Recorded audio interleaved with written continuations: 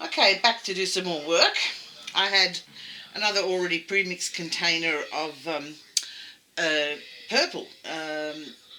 It probably looks like I think it's called dioxide purple. Anyway, it's a light purple, and I added a little bit more water in it, and it's quite watery, as you can see there. Just to give you a look, I can, and that's the colour that you're aiming for. Now, I'm going to use the same sponge. I'm not going to cut out any more. I can't see any evidence of mottling there at all. So far, with the Ultimate Fusion paints, I'm liking them and I'm not. So I'm still on the cusp about that. Cusp, on the fence, whatever. Main reasons why I'm not agreeing with them at the moment, and it is only at the moment, is, excuse me, the shine. Now, I've added the Liquitex. I've tried different ones. I've different mediums to avoid that shine, and I don't know what it is that's causing it, but it is. It's there. Doesn't matter what I do. It's not as bad as it was before, but if you look closely enough, I don't get this with Genesis unless I overbake them, which is not something you want to do. I'll zoom you in. I don't know if you can see more there. Television in the background, guys, so just ignore that. Cold days means that my John stays inside, doesn't do much outside, so the TV goes on. Anyway, back to work. I added a little bit more distilled water to it. I'm going to add the sealer. Now, don't forget, this quantity, I am doing 4 kits at one time. Now, I was thinking, and I am going to try it, maybe even after I finish this lot, depending on how they turn out, of course. You don't know yet. What am I doing? This is the sealer. Can I put the sealer in? 1, 2, 3. 3 will do. I don't know if it's the sealer that's causing a lot of background noise here. The problem or not, I don't know. Yeah, I've even tried the Duraclear Ultra Matte and Ultra Matte. Everything's Ultra Matte, but the shine just seems to be stubborn. Oh, the Liquitex. I didn't put any Liquitex in there, and I don't know where my little sticks have gone. Here they are. Okay, bring them up here.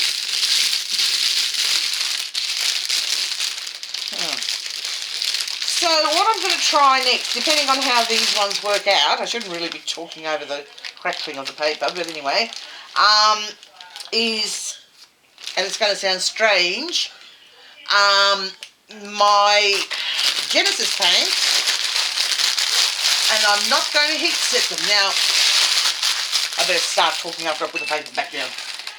I'm not going to heat set them until the end. Now, that would save the vinyl from having to go in all the time to the oven to be heat set. And also, for those that are worried about fumes or whatever, and I believe, I haven't done it like this myself yet, I believe that if you do not, if you allow them to air dry, it should be okay to apply the next layer, I think. But I'm going to do it so that I do everything I want to do to them, and then bake them at the end after all the layering is done and the detailing and so on. I'm going to try. I'll try with one of the kits that hasn't cost me a fortune, for in case it doesn't work out. And you know, worst case scenario is that it's a giveaway, or you know, just advertising Boo Boo Babies or something. Anyway, anyway, we'll just continue mixing this up. There we go. No little lumps there or anything. And we're going to do the next layer, which is this purple dioxide dioxazine or whatever it is, purple. I can't even find the bottle, so I can't even pronounce it properly. Okay, so well mixed, everything's well mixed and ready to go. The only thing that's not happening is what I'm used to, and that is seeing results. And you don't, with these paints, you don't actually see the results, so to speak, until the very end.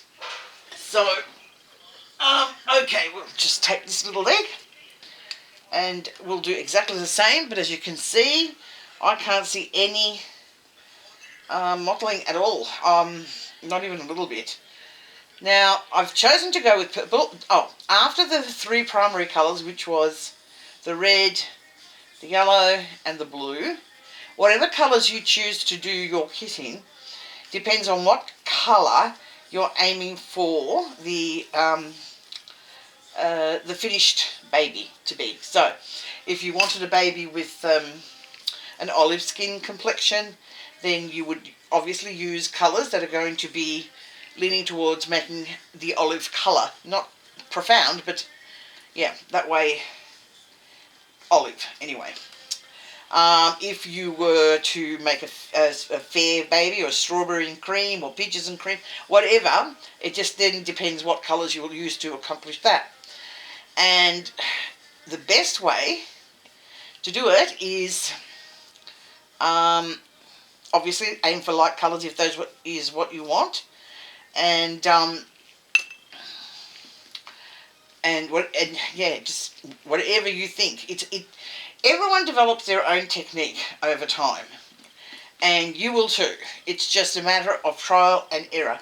I can tell you which colours I will use. I'll get the desired effects I want on the baby, but they may not be what you're looking for. But the one sure way of getting a biracial baby, or a very dark skinned baby, or African American, whatever you wish, would be your primary colours, as I said in a previous video, over and over again until you get a really, really dark baby. So if you continue to use those three colours and no other colour, that is what you will end up with. So something to keep in mind. And I've done them, and they look beautiful. They're really great in the skin tone. But that's, you know, for another day. We're not doing biracial babies or African American or Indian or anything else at the moment, just a normal baby. Now, I may be wrong, I don't know, but I like to experiment with different colours and see what skin effects I get. Of course, I'm not going to go crazy and use a colour that's, you know, like way beyond anything to even resemble skin, because you know that skin is made up of very many different colours. So yeah, I don't do that. I'll do the head with you, and then I'll go back and do the rest off camera. So yeah, if you do a Google search and find out what are the colours that produce fair skin tone, or, you know, whatever it is, olive skin tone,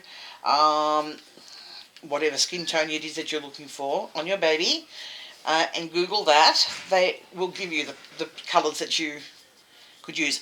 Then it's up to you as to which shade you'll go for. So for example, they might say red, but don't specify, obviously they're not going to specify colours names as in paints. They're talking about pigmentation. So yeah, but that's one idea if you want to do that. I'm hoping that I'm in camera and in focus. So I'm just really avoiding the ears again, and I'm just doing the remainder of the head now.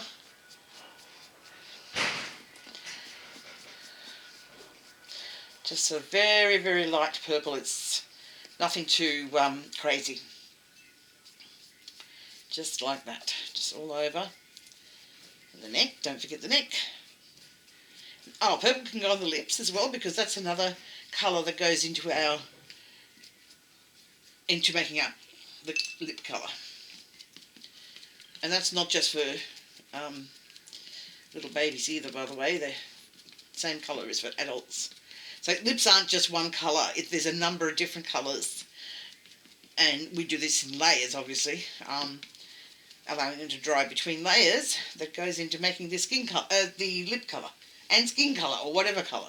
So it's not just a straightforward application where you're just going to open up a jar and, bingo, there's your lip colour or your skin colour. Although you can get paint that's pre-mixed and states lips, nails, whatever. I like to mix my own because that way I know where I'm going with it. I seldom use premix, or if I do use a premix, I'll add something else to it to bring it to my liking. That's a beautiful shade, and it is making it, I'm going to have to answer that phone, making it a beautiful skin colour, but I still cannot see any mottling. Might come a bit later on, who knows, we'll keep trying.